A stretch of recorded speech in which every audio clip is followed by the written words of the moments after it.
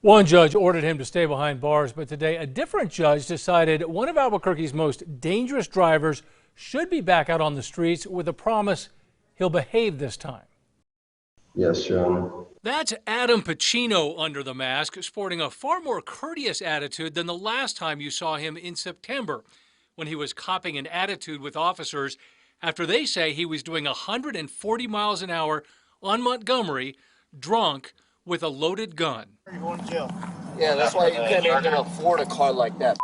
And bragging about how wealthy he is. Yeah, look at that car. It's a $100,000 car. This morning, the 26-year-old was making his case to get out of jail.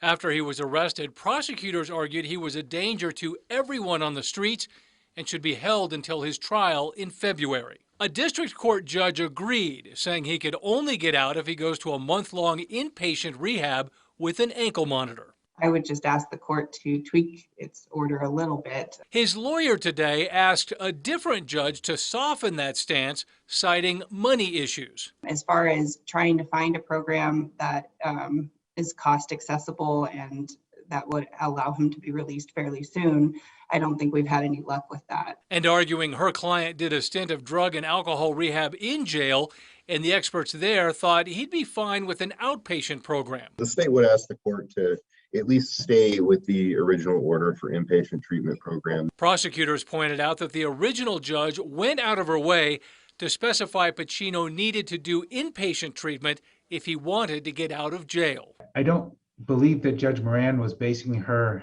decision on a clinical recommendation. It was basically looking at the circumstances of the case and a real concern about the safety of the community if the defendant is under the influence of any kind of alcohol or drugs. After a 5-minute hearing, Judge Bruce Fox ruled that Pacino can go home and do outpatient treatment, but cautioned him to follow the rules.